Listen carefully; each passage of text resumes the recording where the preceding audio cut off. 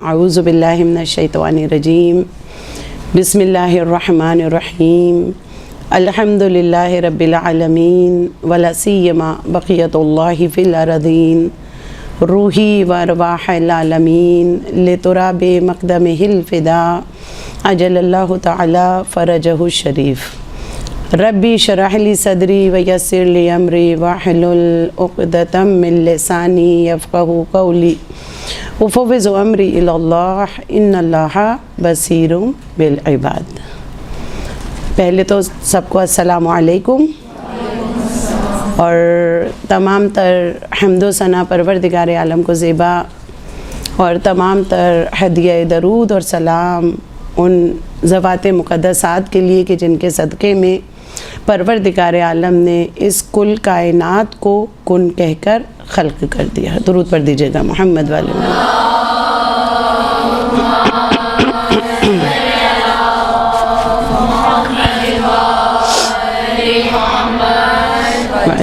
अम्मा बाद तवक्कल तो अल्लाह परवरदिगार आलम का शुक्र कि उसने नेमत हयात अता फरमाई और वाक़ियन परवरदिगार आलम का शुक्र ही है कि उसने हम सब को सांसों को हमारी मुताहर करने का ये माह अता करके हमारी सांसों की तहारत का एक ज़रिया करार दिया, हमारी समाअतों की तहारत का एक ज़रिया करार दिया, हमारी ज़ुबान की तहारत का एक ज़रिया करार दिया। पहले तो आप सबको खुशामदीद के माशाल्लाह अल्हम्दुलिल्लाह आप लोग सब ज़ाकिरात और मुझे बड़ी खुशी हो रही है कि इतनी बड़ी तादाद यहाँ पर माशाल्लाह आप लोग सब सीखने के लिए आए हैं। देखिए, पहली बात अपने मौजू पर आने से पहले आप सबकी खिदमत में कर्ज़ करती चलूँ कि मिंबर पे आना कमाल नहीं है, मिंबर पर आकर अपनी गुफ्तगू को बेहतरीन बनाना कमाल है। वो गुफ्तगू करना कि जो वाक़ियन मोहम्मद वाले मोहम्मद के लिए हो, जो हक़ अदा करे इस फ़र्श का, जो इस मिंबर का हक़ अदा करे। अल्हम्दुलिल्लाह आप लोग सब जब यहाँ पर आई होंगी आपने अहद किया होगा एक यही कि इंशाअल्लाह जब हम मिंबर पर बैठेंगे तो कुछ सीख कर समझ कर इल्म हासिल करके हम मिंबर पर बैठें। खूब, जहाँ तक मेरे मौजू का ताल्लुक़ है, मौजू यकीनन आपकी नॉलेज में है कि घरों की मजालिस में असर पजीरी बढ़ाने के लिए जो इक़दामात हैं और उसमें मज़ामीन क्या होने चाहिए। खूब देखिए, जब बात होती है घरेलू मजालिस की या किसी भी अमल की हम बात करते हैं तो नंबर एक ये होता है कि जब हम किसी भी अमल के मतलूब और उसकी नताइज को देखते हैं तो ज़रूरी ये होता है कि उसको उसके आदाब और उसके उसूलों के साथ अंजाम दें। तो फिर जब मजलिस सैयदुश्शुहदा इमाम हुसैन अलैहिस्सलातु वस्सलाम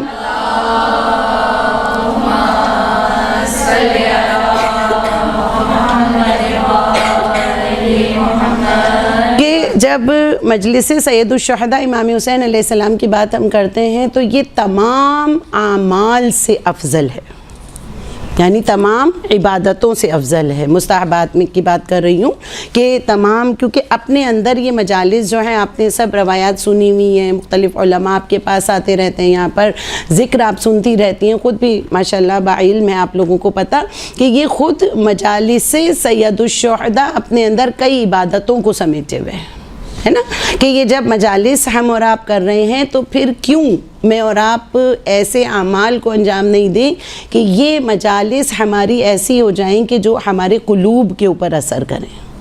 ठीक है ना। तो जब हम देखते हैं कि इसकी असर पजीरी की बात करते हैं तो यकीनन इसके कुछ आदाब हैं, इसके कुछ रूल्स हैं, उसूल हैं कि जो हमको और आपको देखना है कि ताकि हमें नतीजा वो हासिल हो जो मजालिस का हम नतीजा हासिल करना चाहते हैं। खूब, अब यहाँ पर अगर मैं बात करूँ असर पजीरी की कि घरेलू सतह पर अगर मजालिस हम कर रहे हैं असर पजीरी, एक असर पजीरी कौन सी है जो मानवी है, ठीक है, एक असर पजीरी कौन सी है जो मानवी है और एक असर पजीरी वो है कि जो ज़ाहिरी है।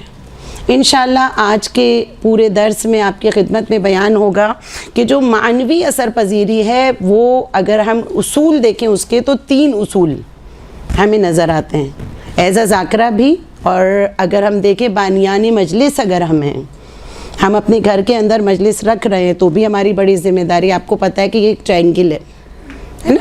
یعنی کیا ٹرائنگل ہے؟ ایک ٹرائنگل جو کہ بانیان ہے کہ جو مجلس اپنے گھر میں برپا کر رہا ہے. دوسرا کون ہے کہ جو ذکر کر رہا ہے وہاں پر آ کر. اور تیسرا وہ کہ جو مجلس میں شرکت کرنے کے لیے آ رہا ہے. تو یعنی ہمیں یہ پتہ ہونا چاہیے کہ جو اصول ہیں، جو رول ہیں، وہ کیا ہیں اس مجلس کو برپا کرنے کے. 3 باتیں انشاءاللہ آج کی درس کی حد تک آپ کی خدمت میں معنوی اثر پذیری کے طور پر بیان کریں. دیکھیں 3 چیزیں ایسی کہ جن کا مجالس میں خیال رکھنا. اس میں پہلی چیز کون سی ہے کہ حسین ابن علی یعنی امام حسین علیہ السلام کی تحریک کے مقاصد کو بیان کرنا. نمبر 1. ابھی میں اس کی ڈیٹیل آپ کی خدمت میں بیان کروں گی. پہلی چیز کون سی ہے؟ امام مظلوم علیہ السلام کی تحریک کے مقاصد کو بیان کرنا. اور دوسری چیز یہ کہ ان مجالس کے بارے میں ہمارے ائمہ کرام کی کیا کیا ہدایات ہیں، ان کی کیا کیا روایات ہیں، ہمیں ان کا خیال رکھنا. خوب. تیسری چیز کون سی ہے؟ اس عزاداری کے بارے میں، ان مجالس کے بارے میں ہمارے علماء کی کیا ہدایات ہیں، ان کی کیا تاکیدات ہیں، ہمیں اس کا خیال رکھنا. خوب. یہ 3 چیزیں اگر میں یہ کہوں کہ یہ تینوں چیزیں جو ہیں یہ رول کہہ لیں آپ اس کو، اصول کہہ لیں آپ اس کو، ان مجالس کا پلر کہہ لیں، یا یہ کہیں کہ یہ معنوی اثر پذیری، یہ تینوں چیزیں ہیں.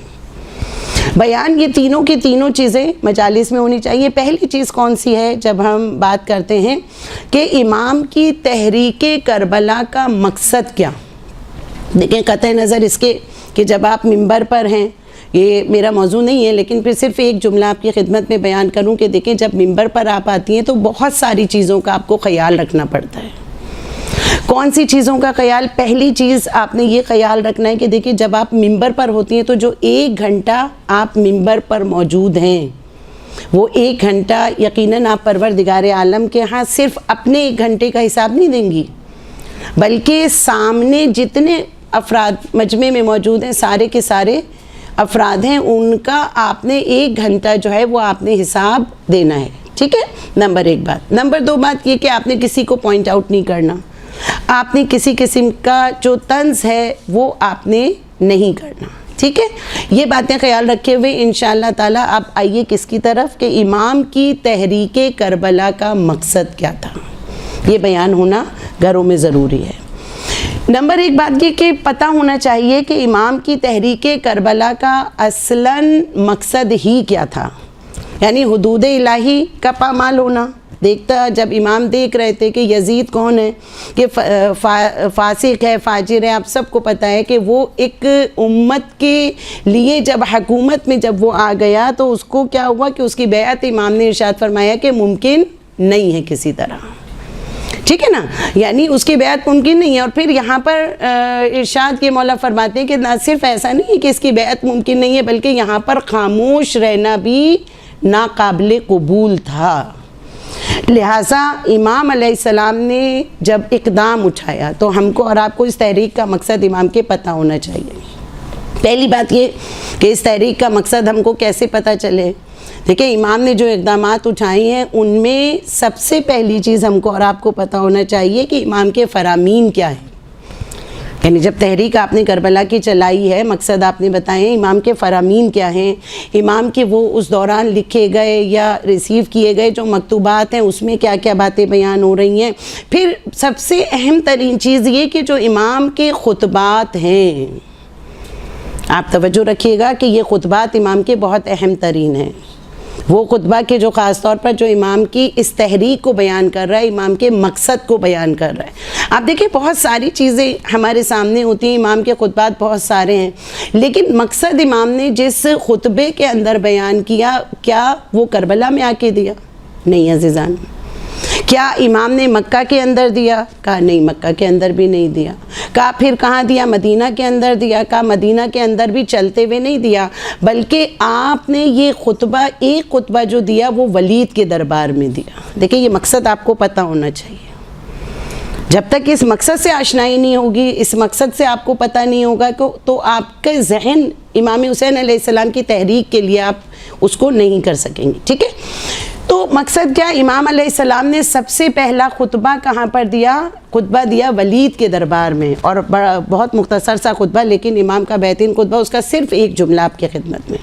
یعنی یہ امام حسین علیہ السلام کی جو تحریک ہے عزیزان، اس کا مقصد امام حسین علیہ السلام کا سب سے پہلے اول ترین میرے اور آپ کے ذہنوں میں واضح، جیسا کہ میں نے ابھی آپ کی خدمت میں عرض کیا کہ تحریک کس طرح پتہ چلی، مکہ میں نہیں پتہ چلی، امام نے یعنی جب چل چکے ہیں تب نہیں بتایا، کربلا میں نہیں بتایا، مکہ میں نہیں بتایا، مدینہ میں بھی اس وقت اپنے خطبات میں امام نے اپنی تحریک کو بالکل واضح کر دیا، اپنے مقصد کو بالکل واضح اور روشن کر دیا۔ کس طرح سے کیا کہ دیکھیں ولید کے دربار میں صرف ایک جملہ آپ کی خدمت میں بیان کرنا کہ امام حسین علیہ السلام نے کیا ارشاد فرمایا کہ مجھ جیسا اس جیسے کی بیعت نہیں کر سکتا۔ یہ ایک جملہ آپ کے لیے سمجھنا بہت زیادہ ضروری ہے امام کا۔ امام نے یہ نہیں کہا کہ مجھ حسین جیسا اس یزید جیسے کی، نہیں کہا کہ مجھ جیسا، یعنی رہتی دنیا تک امام نے گویا یہ اپنا مقصد بتا دیا کہ دیکھو قیامت تک اب جتنے شیعہ ہوں گے، جتنے مومن ہوں گے، جتنے انسان ہوں گے، سب جو مجھ جیسا ہوگا، حسینیت جیسا ہوگا، وہ یزیدیت جیسے کی بیعت ہرگز نہیں کر سکتا۔ نمبر ایک بات۔ نمبر دو بات یہ کہ وہ خطبہ امام کا کہ جب امام نکلے ہیں تو امام نے جملہ کون سا کہا، اپنی تحریک کا مقصد امام نے بتایا، کہا کہ میرا نکلنا کسی فساد کی بنا پر نہیں ہے، میرا نکلنا کسی سیر و تفریح کی بنا پر نہیں ہے، میرا نکلنا جو ہے وہ کسی کا رنجش کے لیے، کسی دل دکانے کے لیے نہیں ہے، بلکہ امام نے بہت واضح طور پر 3 موقف جو ہے وہ اپنے بیان کیے۔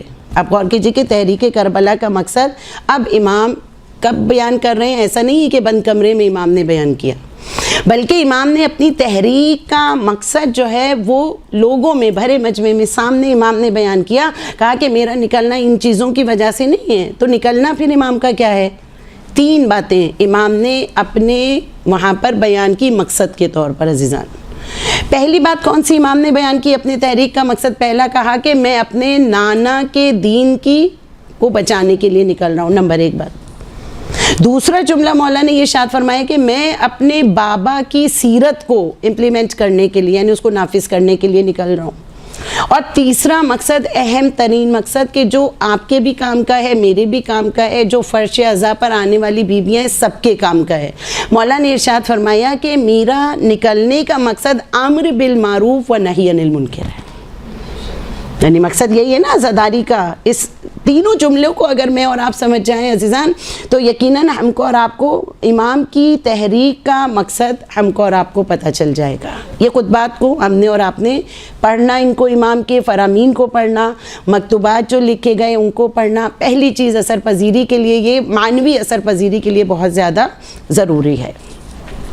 خوب دوسرا جو اصول ہے، دوسرا جو پلر ہے وہ کون سا ہے؟ کہ ائمہ کرام کی جو ہدایات ہیں، ائمہ کرام کی جو روایات ہیں، اس عزاداری کے لیے، ان مجالس کے لیے ہم کو اور آپ کو پتہ ہونا چاہیے کہ گھروں میں ہونے والی مجالس کی جو اثر پذیری بڑھانے کے لیے یہ اصول ہے کہ ہمیں ائمہ کرام کی روایات جو اس کے لیے مجالس کے لیے آئی ہیں وہ ہم کو پتہ ہو۔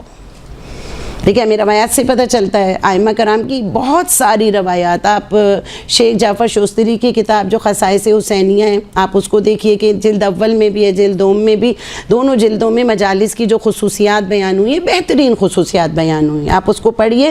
یعنی روایات سے ہمیں معلوم ہوتا ہے کہ امام مجالس جب اپنے گھروں میں برپا کرتے تھے، سارے ائمہ معصومین کی بات میں کر رہی ہوں، کہ عاشورہ محرم ہو یا اس کے علاوہ مجالس آپ برپا کرتے تھے تو آپ حزن کے ساتھ، ملال کے ساتھ، غم و اندوہ کے ساتھ باقاعدہ تاکید کرتے تھے کہ آپ جو ہے وہ ان مجالس میں شرکت کریں۔ تو آپ یہ دیکھیں کہ یقیناً کربلائے معلیٰ میں جو کچھ ہوا اس کو بیان کرنا، آنکھوں میں آنسو آنا، گریہ کرنا، یہ معصومین کی ایک خواہش تمنا ہے۔ تو جب میں اور آپ اپنے گھروں میں مجلس برپا کر رہے ہیں تو یقیناً غم و اندوہ کا ماحول ہو۔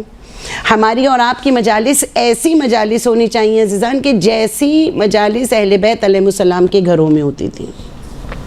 آپ دیکھیں وہاں پہ باقاعدہ اہتمام ہوتا تھا، کس طرح سے اہتمام کرتے تھے۔ اہل بیت علیہ السلام کے ایک طرف پردہ ڈالتے تھے، اس طرف خواتین ہوتی تھیں، اور اس طرف جو ہے وہ بلاتے تھے اہل بیت علیہ السلام کے مصائب کو بیان کرنے کے لیے، اور پھر خود بھی گریا کرتے تھے، سب مل کر وہاں پر غم و اندو۔ تو میری اور آپ کی مجالس کی شکل جو ہے وہ اسی طرح ہونی چاہیے عزیزان۔ خوب، اب میں اور آپ جو گریا کرتے ہیں، میں اور آپ جو آنسو بہاتے ہیں، اس کے بارے میں ہم کو اور آپ کو روایات پتہ ہونی چاہیے۔ دیکھیے، جب آپ منبر پر ہوتی ہیں تو سامنے آپ دیکھ رہی ہوتی ہیں کہ سب جتنے افراد ہیں وہ رو رہے ہیں۔ اگر ان کو ایک مرتبہ اپنے گریے کی اہمیت پتہ چل جائے، اگر انہیں اپنے آنسوؤں کی اہمیت پتہ چل جائے، تو اور زیادہ دل نرم ہو کر امام حسین کے غم کے لیے اور زیادہ آنسو آنکھوں میں بنتے ہیں۔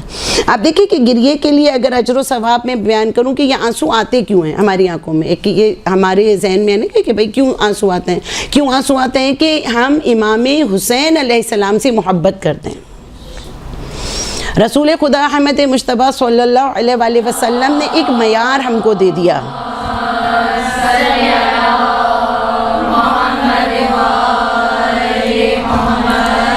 کہ اللہ کے رسول نے ایک معیار دے دیا، ایک فارمولہ ہم کو اور آپ کو دے دیا۔ کیا فارمولہ دے دیا؟ کہ احب اللہ من احب حسین۔ اور کیا میں نے اور آپ نے ان الفاظ کے اوپر کہ احب اللہ من احب حسین، کہ جو حسین سے محبت کرے گا اللہ اس سے محبت کرے گا۔ اب میں اور آپ مجالس میں بیٹھ کر یہ دیکھ لیں کہ بھئی میری اور امام حسین علیہ السلام کے درمیان رابطہ کتنا ہے، میرا اور امام حسین کے درمیان تعلق کتنا ہے۔ جتنا تعلق، جتنی محبت میری امام حسین علیہ السلام سے ایک معیار اللہ کے رسول نے دے دیا، اتنے ہی اللہ اتنا ہی نظر کرم میرے اور آپ کے اوپر کرے گا۔ آپ دیکھیں کہ یہ آنسو جو میری اور آپ کی آنکھوں میں آ رہے ہیں، اہل بیت علیہ السلام کی تاکید کتنی ان آنسوؤں کے بارے میں ہے کہ دیکھیں ایک چیز یہ ہوتی ہے کہ آنسوؤں کا بننا، میں نے کوئی شہید ایسا نہیں دیکھا، آپ بھی یقیناً تائید کریں گی کہ کوئی دنیا میں شہید ایسا نہیں ہے کہ جس کے لیے اس طرح گریہ کیا جاتا ہو، یا اس کا اجر و ثواب اس قدر اہل بیت علیہ السلام کی روایات میں ہم کو ملتا ہو۔ کیا کہ اگر آنکھوں میں آنسو بن رہے ہیں، ابھی بہے نہیں ہیں گالوں کے اوپر، آنسو ابھی بن رہے ہیں، وہ آنسو جیسے ہی بنتے ہیں، مولا کی روایت کیا ہے کہ خدا کی نظر کرم آپ کے اوپر ہو جاتی ہے۔ ابھی آنسو بنے ہیں، خدا کی نظر کرم ہوئی ہے، گالوں کے اوپر بہے ہیں، جنت واجب ہو جاتی ہے عزیزان۔ نہ عزیزان، صرف اتنا نہیں ہے کہ صرف گالوں پہ بہ گئے جنت واجب ہو گئی۔ جب معصوم کے فرمان ہم دیکھتے ہیں، فرامین دیکھتے ہیں، تو ان میں ایک جملہ ملتا ہے، بڑا محبت بھرا جملہ ہے کہ اِنَّا مَن تَبَاكَ فَلَحُ الْجَنَّةِ، کہ وہ جو رونے کی شکل بنائے اس کے اوپر بھی جنت واجب ہے۔ اب میں اور آپ اگر ان روایات کو اپنے منبر سے بیان کریں، اگر میں اور آپ ان روایات کو اس طرح سے اہل بیت علیہ السلام کی جو مجالس کے لیے تاکیدات ہیں اگر ہم بیان کر رہے ہیں عزیزان، تو یقیناً لوگوں کے دلوں پر اثر اس کا ہوگا، اور ایک ماحول سا وہاں پر مجلس کے اندر بن جائے گا۔ اس کے علاوہ بھی بہت ساری روایات ہم نکال لیں کہ مجالس کی خصوصیات کے لیے ہمیں نظر آتی ہیں کہ جب مجلس بچتی ہے، فرش عزا بچتا ہے، روایت معصوم کیا ہے کہ وہ مقام تحت قبہ امام حسین کی مانند ہے، ٹھیک ہے نا؟ یعنی مقام کون سا ہے؟ اب وہ مجلس نہیں ہے بلکہ تحت قبہ امام حسین کی مانند ہو گیا ہے۔ وہ مقام ہے کہ آپ دیکھیے، آپ روایات اہل بیت علیہ السلام کی اکٹھا کیجئے گا ایک مقام پر، اس کو لکھیے گا۔ اب یہ ایک ہوم ورک بھی آپ لوگوں کا ہو گیا کہ آپ خصائص حسینیہ کو دیکھیے گا، اس کے علاوہ آپ کتابوں کو دیکھیے گا کہ جو مجالس کی فضیلتیں بیان ہوئی ہیں آپ ان کو ایک مقام پر اکٹھا کیجئے گا، جو آنسوؤں کی گریے کی روایات ہیں ان کو ایک مقام پر اکٹھا کیجئے گا۔ آپ کا یہ آج کے درس کا ایک ہوم ورک ہو گیا یہ۔ خوب، اب ہم یہ دیکھیں کہ یہاں پر جو آنسوؤں کے بارے میں روایت ہمیں اہل بیت علیہ السلام کی ہدایات مل رہی ہیں مجالس کے لیے بہت ساری ہیں، کہ جب یہ فرش بچتا ہے تو کیا ہوتا ہے کہ چچے امام کی روایت ہم کو نظر آتی ہے کہ 3 طرح کے کام ہوتے ہیں، کہ ایک چیز کا نزول ہوتا ہے، ایک چیز کا صعود ہوتا ہے، پھر ایک چیز کا نزول ہوتا ہے۔ اب یقیناً سامنے والا متوجہ ہو گیا، کہا مولا یہ بتائیے کہ کون سی چیز کا نزول ہوتا ہے، کون سی چیز کا صعود ہوتا ہے، اور پھر کون سی چیز کا دوبارہ نزول ہوتا ہے۔ اب غور کیجئے گا، مولا ارشاد فرماتے ہیں، کہتے ہیں جیسے ہی ہمارے جد کی فرش عزا تم بچھاتے ہو، آسمان سے فرشتوں کا نزول اس مقام پر ہو جاتا ہے، اور پھر اس کے بعد کیا کہا؟ صعود، سعود کیا مطلب اوپر اٹھتی ہے کچھ، اس کا جو تم آہو بکا تم کرتے ہو اس فرش عزا پر آ کر مولا ارشاد فرماتے ہیں وہ فرشتے لے کر اوپر تمہارے نامہ اعمال کی جانب آسمان کی طرف چلے جاتے ہیں۔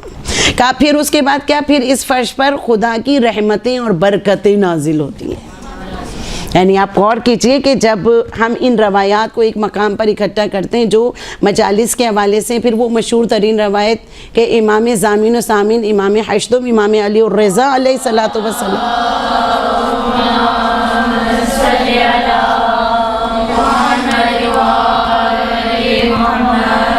کہ امام علیہ السلام نے ابن شبیب سے جو روایت بیان کی، بہت دفعہ آپ نے سنی اور بڑی طولانی روایت ہے، اس کا صرف ایک جملہ آپ کی خدمت میں، آپ اس پوری روایت کو نکالیے گا، دیکھیے گا کہ اس میں مولا نے ابن شبیب سے گریہ کرتے ہوئے مجالس کے لیے کیا کیا اپنی باتیں وہاں پر کی ہیں۔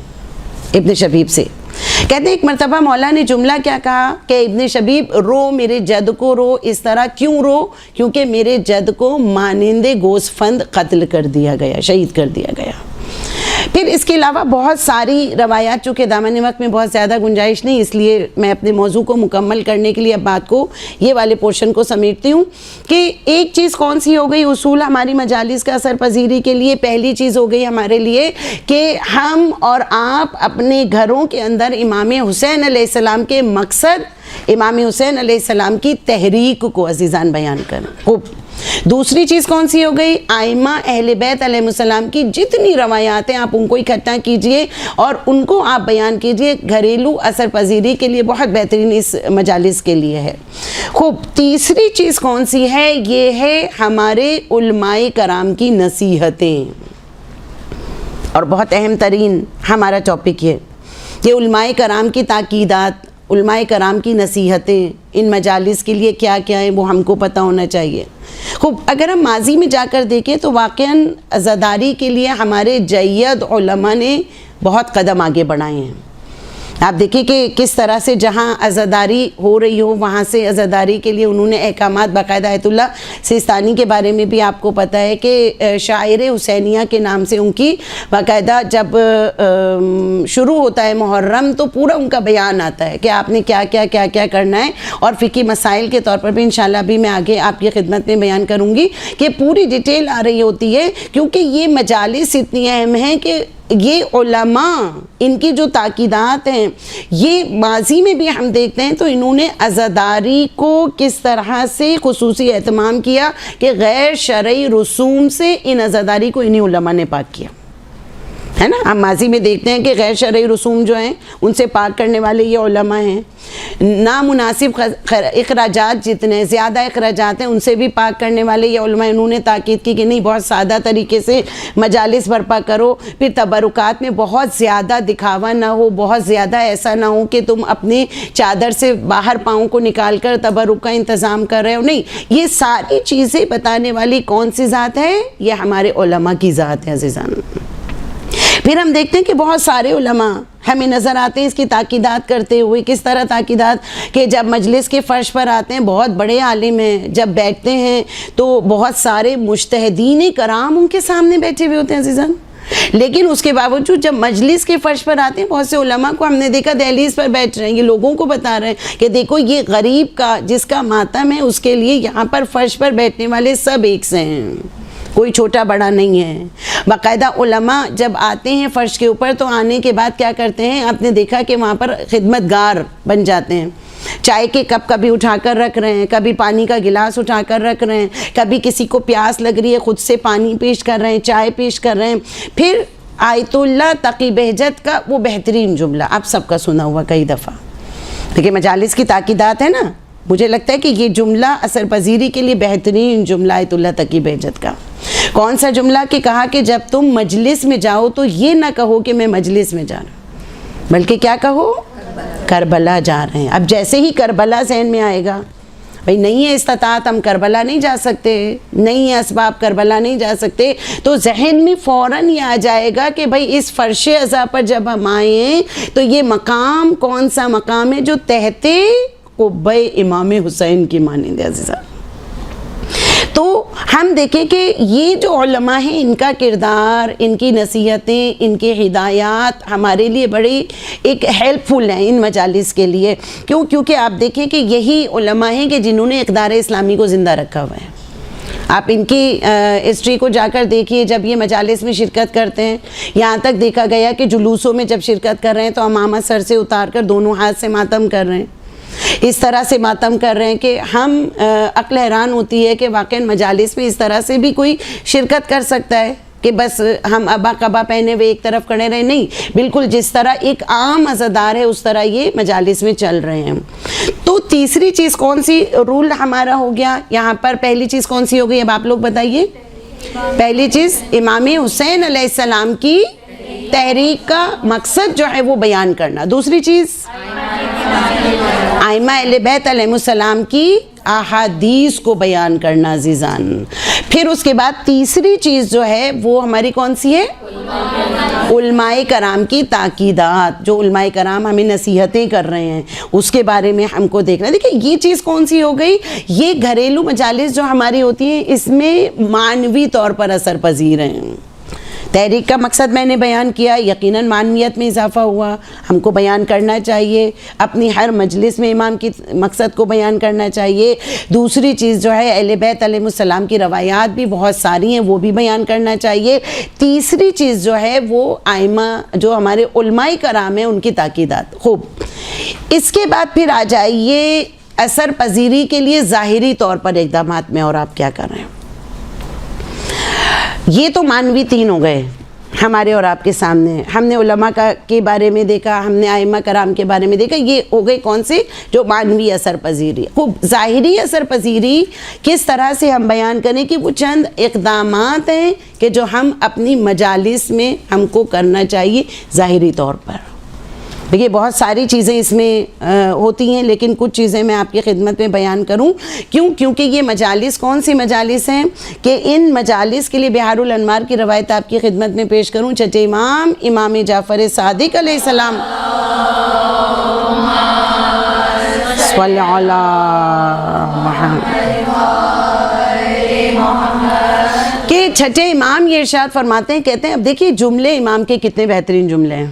کبھی کبھار امام کے جملے اس طرح موٹیویشنل میرے اور آپ کے لیے ہو جاتے ہیں کہ ہم یہ سوچتے ہیں کہ واقعاً امام نے جو جملے کہے ہیں یہ کلام امام ہی ہو سکتا ہے. امام ارشاد فرماتے ہیں، کہتے ہیں کہ جب تم آپس میں ملاقات کرو. انداز دیکھیں کتنا خوبصورت امام کا ہے.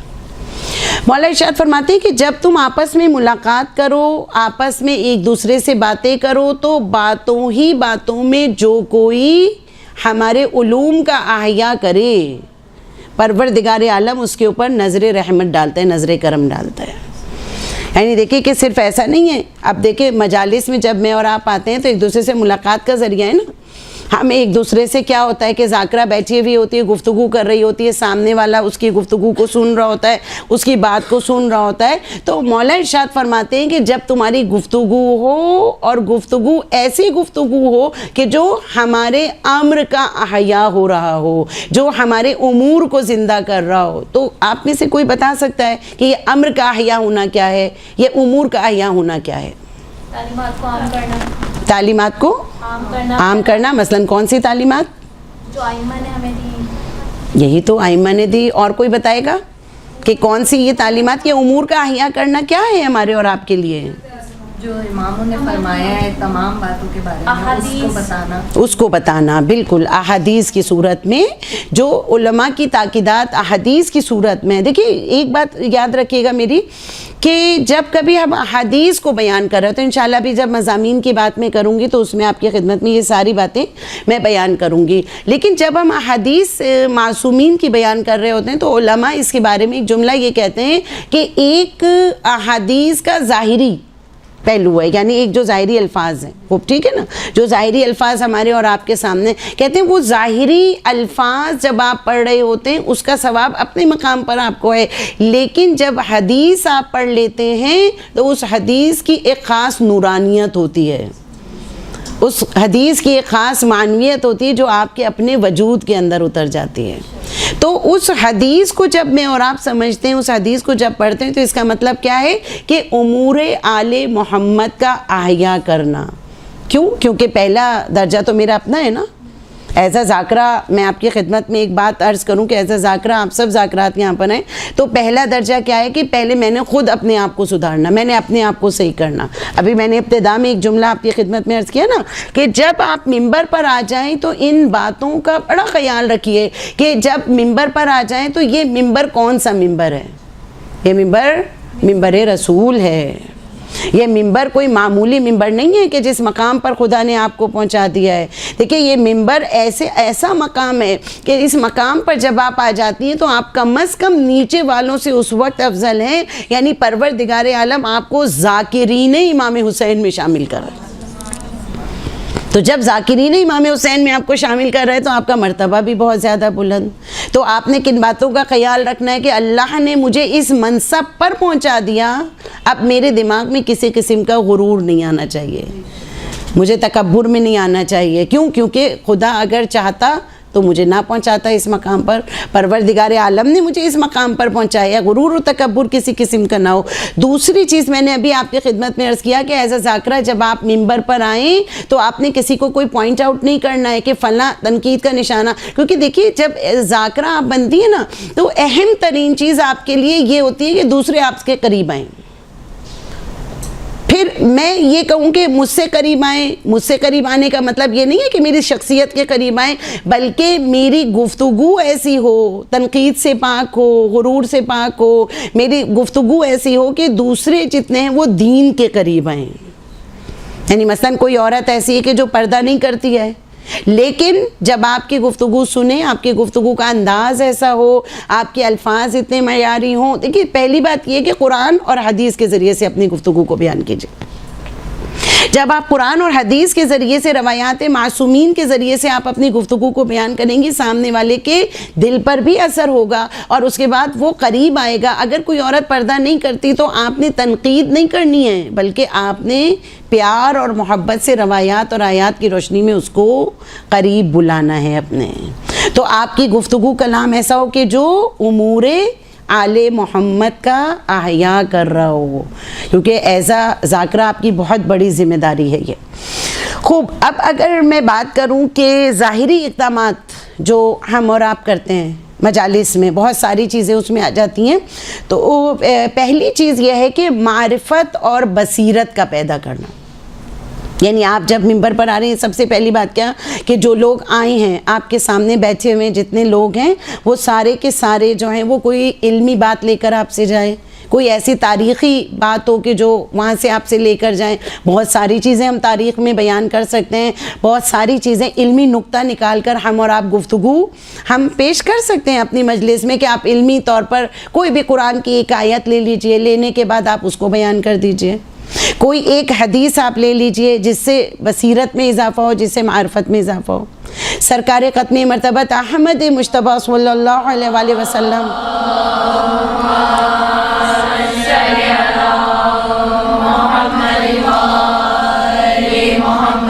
کہ آپ کا ایک بہترین جملہ, اور کون سا جملہ آپ کی حدیث, بہترین حدیث کہ ماتا ولم یعرف امام زمانہ ماتا میتدن جاہلیہ. کہ آپ دیکھیں کہ جس نے اپنے زمانے کے امام کی معرفت کو حاصل نہ کیا, اس کی موت کیسی ہو گئی؟ جاہلیت کی ہو گئی. اب اگر آپ اس حدیث کو بیان کرنا چاہیں تو کس طرح سے بیان کریں گی کہ لوگوں میں معرفت پیدا ہو, لوگوں میں بصیرت پیدا ہو. کہ اگر آپ اس حدیث کو کھولنا چاہیں تو اس طرح سے آپ کھول سکتی ہیں کہ ماتا, اللہ کے رسول نے ارشاد فرمایا کہ جو بھی مر جائے, یہ نہیں باؤنڈ کیا کہ کون مر رہا ہے, یعنی غور کیجئے گا میری بات کے اوپر, کہ اللہ کے رسول نے یہ نہیں کہا کہ شیعہ مر رہا ہے, سنی مر رہا ہے, یا پھر کسی اور فرقے سے تعلق رکھنے والا مر رہا ہے, یا کسی اور مذہب سے تعلق رکھنے والا وہ مر رہا ہے. نہیں, جو بھی مر جائے, ماتا, جو بھی مر جائے, وَلَمْ يَعْرِفْ امام زمانہ, اس نے اپنے زمانے کی حجت کی معرفت کو حاصل نہ کیا. اب یہ معرفت کیا ہے کہ زمانے کے امام کی معرفت کو اگر اس نے حاصل نہیں کیا, اب چاہے کوئی بھی مرے, اگر زمانے کے امام کی معرفت کو اس نے حاصل نہیں کیا, ماتا میتتن جاہلیہ, کہ اس کی موت کون سی ہوگی؟ جاہلیت کی موت ہوگی. اب یہ آپ نے لوگوں کے اندر روشناس لوگوں کو کرانا ہے کہ دیکھیں زمانے کے امام کی محبت, زمانے کے امام کی معرفت کیا ہے. جو مقصد تخلیق کائنات ہیں، جو وجہ بقائے کائنات ہیں، ان کی معرفت کو پیدا کرنا آپ کا کام ہے لوگوں کے درمیان. آپ جی سوال ہے کہ جی مجلس کا آغاز کہاں سے کیا جائے؟ کیا مجلس کے فضائل سے کیا جائے؟ ٹھیک ہے، کیونکہ یہ میرا موضوع نہیں ہے، لیکن میں ابھی آپ کو اس کا بھی بتاتی ہوں کہ کس طرح سے. بالکل بالکل، بہت اچھا سوال ہے، انشاءاللہ میں اس کا جواب بھی دیتی ہوں. دیکھیں، معرفت کے حوالے سے اس میں گفتگو یہ والی شامل ہم کر لیتے ہیں کہ سب سے پہلی بات تو میں نے ابھی کہا نا کہ آپ نے معرفت امام کی لوگوں کے اندر آپ نے اجاگر کرنی ہے، لوگوں کو یہ بتانا ہے کہ دیکھو بھئی تم نے جاہلیت کی موت نہیں مرنا، تم نے کچھ حاصل کر کے مرنا ہے. یہ کمال نہیں ہے کہ شیعہ گھرانے میں پیدا ہو گئے، یہ کمال نہیں ہے کہ ہم اور آپ ہمارے کانوں میں جو ہے اذان اقامت کہہ دی گئی. کمال یہ ہے کہ آپ نے اپنے زمانے کے امام کی معرفت کو حاصل کیا کہ نہیں کیا. تو ٹھیک ہے نا، زمانے کے امام کی معرفت. اور یہ کب ہوگا کہ جب ایک منبر پر آنے والی ذاکرہ یا خطیب جو ہے وہ اپنے مطالعے کو وسیع کرے، مختلف کتابوں کو پڑھیں. یقین جانیے کہ اگر آپ کہیں بھی جا رہی ہیں، آپ کے ہاتھ میں PDF کی صورت میں یا فزیکل اگر کوئی کتاب اگر آپ کے ہاتھ میں ہوگی، آپ جو پڑھیں گی، اللہ نے انسان کی فطرت یہ بنائی ہے کہ اس کے ذہن میں وہ چیز محفوظ ہو جاتی ہے. جب محفوظ ہو جائے گی آپ کے ذہن میں تو آپ خود بخود اس چیز کو منبر پر بارہا یہ تجربہ کیا گیا عزیزان اس بات کا کہ یہاں پر محفوظ ہو گئی. جب آپ منبر پر آئیں تو اللہ کی طرف سے وہ آپ کے ذہن میں آئی اور آپ نے اس کو منبر پر بیان کر دیا. خوب، اب یہ دیکھیے کہ ایک اثر پذیری کے لیے یہ والی چیز بھی ہم اس کو انکلیوڈ اس میں کر سکتے ہیں معرفت اور بصیرت میں، کہ معرفت پیدا کرنے کے لیے آپ کی جو تقریر ہے، جو حدیث، اس کا انداز کیا ہونا چاہیے. ہمیشہ جملہ میں کہتی ہوں، ابھی میں نے آپ سے کہا کہ امور آل محمد کا احیا کرنے کے لیے آپ کو منبر پہ اللہ نے بھیج دیا. اب آپ کی ذمہ داری شروع ہو گئی ہے، ٹھیک ہے نا. تو جب آپ اپنی حدیث کو شروع کریں، جب آپ اپنی ذاکری کو شروع کریں تو کوشش یہ کریں کہ قرآن کی ایک آیت کو آپ لیجئے ابتدا میں، حمد و ثنا کے بعد. اچھا، حمد و ثنا میں آپ نے کیا کرنا؟ حمد و ثنا میں کوئی دعاؤں کا مجموعہ امام کا صحیفہ کاملہ کا ہے، اس میں سے آپ حمد و ثنا لے لیجئے. مناجات امیر المومنین، بہترین مناجات، آپ اس میں سے آپ لے لیجئے. آپ جو نہج البلاغہ میں خطبہ نمبر 1 ہے، اس کی آپ ابتدائی الفاظ آپ دیکھیں، مولا کے بہترین خدا کی حمد و ثنا. آپ حمد و ثنا سے ہی لوگوں کے اوپر اثر پذیر ہو جائیں گی فوراً. یعنی جب آپ خدا کی صفات بتائیں، پھر روزانہ جو دعائیں ہم اور آپ پڑھتے ہیں نا، زیارات ہم اور آپ پڑھتے ہیں، ان زیارات کے ترجمے کو آپ لیجئے، مفاتیح الجنان سے نکال لیجئے آپ، اور ان کو آپ حمد و ثنا میں اپنے بیان کیجئے. اور اس کے بعد پھر آپ دیکھیں کہ شروع سے ہی ایک اثر ہونا شروع ہو جائے گا سب کے اوپر. اس کے بعد جب آپ ایک قرآن کی آیت لیتی ہیں، تو قرآن کی آیت لینے کے ساتھ کیا ہوتا ہے کہ آپ اس قرآن کی آیت کی تشریح بیان کر رہی ہیں. خوب اس بات کا دھیان رکھیے گا کہ قرآن کی آیت جب کبھی آپ کوئی لیں، پہلے اس کے اوپر کمانڈ حاصل کریں. پہلے آپ کو یہ پتہ ہونا چاہیے کہ عربی زیر زبر پیش کیا ہے.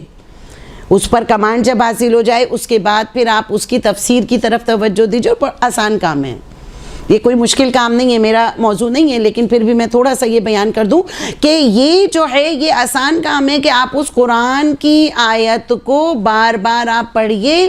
پڑھنے کے بعد اس کو خود سے پینسل سے پوائنٹ آؤٹ کیجئے کہ آپ اس کے کتنے حصے اس قرآن کی آیت کے بنتے ہیں. جیسے میں نے ابھی حدیث کی تحلیل کرنا آپ کو بتائی کہ آپ نے کس طرح اس اللہ کے رسول کی حدیث کو آپ نے سامنے والے کو بیان کرنا ہے. بالکل اسی طرح مثال میں دوں، جیسے قرآن کی آیت آپ نے اٹھائی ہے، سورہ شورا کی آیت نمبر 23. کیا آیت ہے، یاد ہے کسی کو؟ قل لا اسألکم. ماشاءاللہ، ان کے صحت و سلامتی کے لیے درود پڑھ دیجئے گا ایک مرتبہ.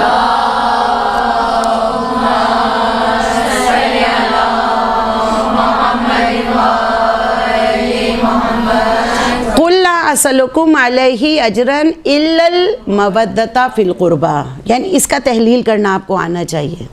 ابتدائی طور پر اگر کوئی ذاکرہ ہے تو ایسی آسان آیات جو کہ آرام سے آپ کو یاد بھی ہو جائیں، آپ نے اٹھائی اس آیات کو اور اس کے بعد اس کی تحلیل کیجئے. قل، قل کیا مطلب ہو گیا کہ اے رسول آپ کہہ دیجئے، یعنی پروردگار عالم کس کے ذریعے سے کہلوا رہا ہے؟ اپنے حبیب کے ذریعے سے.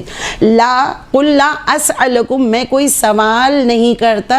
کس کے لیے سوال نہیں کرتا؟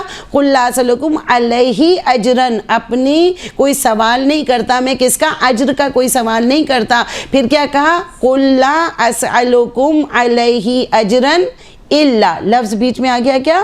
الا المودۃ فی القربہ، سوائے اس کے کہ میرے اقربا سے مودت رکھو. تو اس کو 3 حصوں میں اس آیت کو آپ بیان کر سکتی ہیں. کس طرح؟ قل ایک میرے حبیب، اس کو آپ بیان کیجئے. لا اسألکم علیہ اجرن، اس کو بیان کیجئے. پھر اس کے بعد الا المودۃ فی القربہ، کس طرح کہ آپ نے مودت کو اگر بیان کرنا ہے تو آپ اس طرح سے بیان کر سکتے ہیں کہ دیکھیں محبت کے 2 درجے ہوتے ہیں. کون سا ہوتا ہے؟ ایک محبت ہوتا ہے، ایک مودت ہوتا ہے. کیا فرق ہے؟ دونوں میں فرق ہے نا، محبت اور مودت. کیوں؟ کیونکہ دیکھیں مودت بھی قرآن کا لفظ ہے. خدا نے خود محبت بھی قرآن کے اندر قل ان کنتم تحبون اللہ فاتبعونی کہہ کر، یحببکم اللہ کہہ کر خدا نے محبت کا ذکر بھی کیا ہے. اس کو کوٹ آپ کر سکتی ہیں. اس کے بعد پھر آپ کہیے خدا نے محبت کا ذکر کیا تو یہاں پر مودت کا ذکر کیوں کیا؟ اب غور کیجئے گا کہ مودت کا ذکر اس لیے کیا کہ محبت ایک ایسی چیز کا نام ہے کہ جو نفرت میں بھی تبدیل ہو جاتی ہے. نمبر 1 پوائنٹ، محبت نفرت میں بھی تبدیل ہو جاتی ہے. محبت وقت کے ساتھ آہستہ آہستہ ختم ہو سکتی ہے.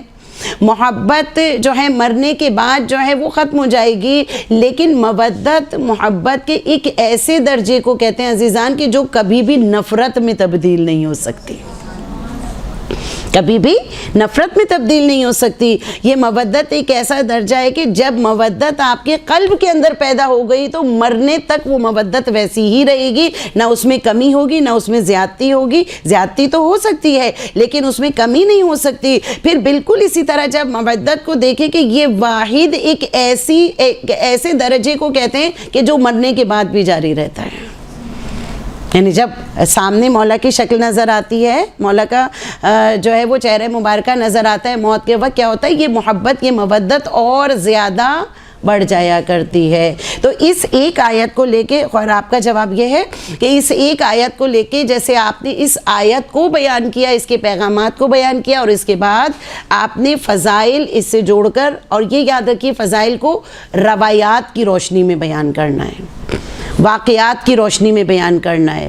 اور اسی طرح پھر آپ جب کنیکٹنگ مصائب سے کریں گے تو یقیناً مصائب کے کچھ آپ لیں گے الفاظ، اور اس کے بعد کوئی واقعہ ایسا ہو کہ جو کنیکٹنگ آپ مصائب سے کرنا چاہیں. بہت سارے واقعات، کرامات امام حسین کتاب اردو زبان میں بھی اب آ گئی ہے، ویسے تو فارسی زبان میں موجود ہے. جو کوئی فارسی آپ میں سے جانتا ہے فارسی؟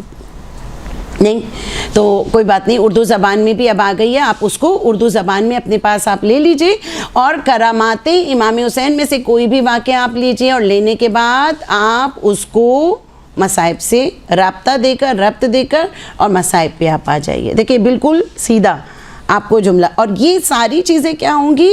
پہلے جو میں نے آپ کو اقدامات میں پہلا قدم آپ کو بتایا، کون سا؟ آپ کو بتایا معرفت اور بصیرت کا. ٹھیک ہے نا؟ یعنی آپ سامنے والے کے اندر کیا معرفت اور بصیرت اپنی، جب آپ کی بہت زیادہ آپ مطالعہ آپ کا وسیع ہوگا، آپ ہر وقت آپ پڑھ رہی ہوں گی، آپ کو معلوم ہوگا کہ بھئی فلاں، خاص طور پہ تاریخی طور پر آپ کے اندر کمانڈ ہونی چاہیے. آپ کو پتہ ہونا چاہیے کہ فلاں واقعہ جو ہوا وہ کس طرح ہوا. عموماً ہم اور آپ جو ہے واقع غدیر کے بارے میں تو بہت جانتے ہیں، اس کی جزیات کے بارے میں بھی جانتے ہیں، لیکن اگر میں بیعت عقبہ، بیعت کی آپ سے پوچھوں کہ بھئی بیعت کی تاریخ کیا ہے، بیعت جو کرتے ہیں امام حسین کی، ابھی میں نے ذکر کیا، اس کے علاوہ دعائے عہد میں بھی بیعت ہم اور آپ پڑھتے ہیں نا، بیعتوں عقدوں واحدوں، کہتے ہیں نا کہ ہم بیعت کر رہے ہیں، عہد کر رہے ہیں. تو یہ بیعت کیا ہے، عہد کیا ہے؟ بیعت کی تاریخ آپ کو پتہ ہونی چاہیے کہ بھئی بیعت، سب سے پہلی تاریخ اسلام میں بیعت کون سی ہوئی؟ بیعت عقبہ. اگر میں آپ سے کہوں بیعت عقبہ اول، بیعت عقبہ دوم، تو آپ کو یہ پتہ ہونا چاہیے بیعت عقبہ تھی کیا، عقبہ نام کس چیز کا ہے. تو یہ ساری چیزیں کمانڈ آپ کو پتہ ہونی چاہیے جب آپ لفظ بیعت کو دعائے عہد سے کبھی آپ اٹھا رہے ہوں. پھر آخری بیعت کب ہوئی؟ آخری بیعت یہی غدیر کے موقع پر. اللہ کے رسول نے کس کی؟ مولا کائنات کو جب امام بنایا تو آخری بیعت اس وقت میں کروائی ہے. تو یہاں سے لے کر جب آپ امام زمانہ علیہ السلام کی دعائے عہد کے بیعت پر آئیں گے، صلی علی محمد، تو یہ ساری کی ساری چیزیں جب آپ دیکھیں گی کہ یہ جو بیعت کا لفظ ہے، جب آپ اس کو آپ ڈیٹیل میں بیان کریں گی کہ یہ بیعت کا لفظ کیا ہے، چلا کہاں سے اور آخر کہاں پر ہوا، اور آج اگر ہم بیعت کر رہے ہیں اپنے زمانے کے امام کی، تو آج کی بیعت سے کیا مراد ہے؟ آج کی بیعت سے کیا مراد ہے کہ ہم اور آپ اپنے عمل میں، اپنے کردار میں امام علیہ السلام کے فرامین کو لائیں، یعنی میں اور آپ سچے اور حقیقی منتظر بن جائیں عزیزان. ٹھیک ہے، خوب معرفت اور بصیرت پیدا کرنا، پہلا جو اقدامات میں پہلا قدم ہے وہ کون سا ہے؟ میں نے اور آپ نے معرفت اور بصیرت کو سامنے پیدا کرنا. خوب، دوسری چیز کون سی ہے؟ دوسرا قدم یہ ہے احکامات کو بتانا، یعنی فقہی احکام کو آپ نے بتانا. دیکھیے فقہی احکام کے بارے میں وہی بات میں پھر دوبارہ کہوں گی کہ جو قرآن کی آیت کے لیے میں نے کہی ہے کہ پہلے آپ کو کمانڈ ہونا چاہیے، اس کو بار بار آپ ریپیٹ کیجئے، بار بار آپ پڑھیے، پڑھنے کے بعد آپ نے قرآن کی آیت کا تجزیہ اور تحلیل آپ نے کرنا ہے ممبر پر. لیکن اسی طرح فقہی احکامات کو بھی پہلے آپ نے جاننا ہے، پہلے آپ نے سمجھنا ہے، اس کے بعد آپ نے ممبر سے بیان کرنا. پہلے کمانڈ ہو، آپ کو پتہ ہونا چاہیے کہ بھئی آیت اللہ سیستانی اللہ مقامہ کا اس کے بارے میں کیا نظریہ ہے، یا آیت اللہ خامنائی اس کے بارے میں کیا کہتے ہیں، یا فلاں عالم اس کے بارے میں کیا کہتے ہیں. پھر اس کے بعد فقہی احکام کے بارے میں، جیسے مثال آپ کی خدمت میں ایک میں پیش کروں ابھی، کہ مثال یہ کہ آج کل جیسے بچوں کی ٹی شرٹس آ رہی ہیں یا حسین، لبیک یا حسین لکھا ہوا ہے نا اس کے اوپر، آپ تکیے کا غلاف آپ دیکھ لیں کہ اس کے اوپر چہاردہ معصومین کے نام کسی کے اوپر لکھے ہوئے ہیں، کسی کے اوپر پنجتن 5 کے نام لکھے ہوئے ہیں. یہ فقہی مسئلہ ایک آپ کو ذہن میں آپ کے واضح ہونا چاہیے. کون سا فقہی مسئلہ واضح ہونا چاہیے؟ کہ آپ کو یہ پتہ ہونا چاہیے کہ لفظ اللہ کو بغیر وضو کے چھونا حرام ہے. ٹھیک ہے، لیکن اہل بیت علیہ السلام کے جو نام ہیں احتیاط مستحب کی بنا پر ان کو چھونا بغیر وضو کے حرام ہے، اس کو چھونا جائز نہیں ہے، اس کو نہیں چھو سکتے آپ. ٹھیک ہے، تو یہ چیزیں جو ہیں وہ چھوٹی چھوٹی سی چیزیں ہیں کہ جو ممبر سے فقہی مسائل، اس کے علاوہ بھی صرف یہ نہیں ہے، جو بھی فقہی مسائل، مثلا کبھی وضو کی بات کوئی آ جاتی ہے، آپ وضو کا کوئی مسئلہ بیان کر رہی ہیں، کوئی نماز کی چھوٹی سی بات آ جاتی ہے، مثلا جیسے میں آپ کی خدمت میں ایک شیئر کروں ایک بات جو کہ ایک جگہ میں لیکچر میں نے بیان کی تھی، ذاکرات کی لیکچر تھا، کہ جیسے مثال کے طور پہ ہم ایک مولائے کائنات کا واقعہ ہم سنتے ہیں کہ مولا نے چور کا ہاتھ کاٹا تھا، خوب کاٹا تھا نا. کیا کیا تھا؟ مولا نے اس کے ہاتھ کو نہیں کاٹا بلکہ اس کی انگلیاں کاٹ دیں، ہے نا. تو یہ انگلیاں کیوں کاٹی گئیں؟ یہاں پر فقہی مسئلہ آ رہا ہے لوگ، ہاں بالکل یہ فقہی مسئلہ آ رہا ہے نا یہاں پر کہ بھئی یہ اعضائے سجدہ میں سے ہے، اور اس کو آپ کس طرح ملا سکتی ہیں، بتا سکتی ہیں کہ اللہ نے کہا کہ یہ جو اعضائے سجدہ ہیں یہ میرے ہیں، یہ بندے کے اپنے نہیں ہیں. ٹھیک ہے نا. تو اب یہ اعضائے سجدہ جو آپ کے پاس ہیں، یہ وہاں پہ فقہی احکام آپ چھوٹا سا بیان کر سکتی ہیں. تو دوسری اثر پذیری کے لیے جو دوسرا اقدام کون سا ہو گیا؟ احکام کا بیان کرنا. لیکن پھر وہی کہوں گی کہ بہت زیادہ احتیاط رکھتے ہوئے پہلے اس کو جاننے والوں سے پوچھئے، علماء سے پوچھئے، اور اس کے بعد پھر آپ اس کو بہت تحقیق کرنے کے بعد آپ ممبر سے اس کو بیان کریں. کیونکہ دیکھیں جتنا مجمع مجلس میں آپ کے پاس آ رہا ہے، دروس میں اتنا مجمع نہیں ہوتا. تو اپنی بات کو بہت قاعدے سے، بہت ترتیب کے ساتھ آپ نے لوگوں کے اذہان میں اتار دینا ہے. خوب، اس کے بعد پھر تیسری چیز کون سی ہے کہ ان مجالس میں شرعی مسائل کا خیال رکھنا. اب یہ چیز کس کے لیے ہے؟ یہ صرف آپ کے لیے نہیں ہے ذاکرات کے لیے، بلکہ جو مجلس منعقد کر رہا ہے، جو آ رہا ہے، اس کے لیے بھی اپنی مجالس میں شرعی مسائل کا خیال رکھنا. مثلا کیا آپ دیکھیں کہ جس امام کا ذکر ہم اور آپ کر رہے ہیں، جس امام کا ذکر ہم کر رہے ہیں میدان کرب و بلا میں، جس وقت سید الشہداء امام حسین علیہ السلام پہنچے ہیں، اللہم صلی علی محمد. اب آپ دیکھیں کہ شرعی مسائل کا خیال، امام نے شرعی مسئلے کا خیال رکھا. جس وقت آپ کربلا میں پہنچے تو آپ نے کیا کیا؟ سب سے پہلا کام، جب آپ کو یہ پتہ چل گیا کہ یہ کربلا ہے، جب آپ کو یہ پتہ چل گیا کہ یہ کربلا ہے، پہلا کام آپ نے کیا کیا؟ قبیلہ بنی اسد والوں کو بلایا، پوری زمین کو خرید لیا.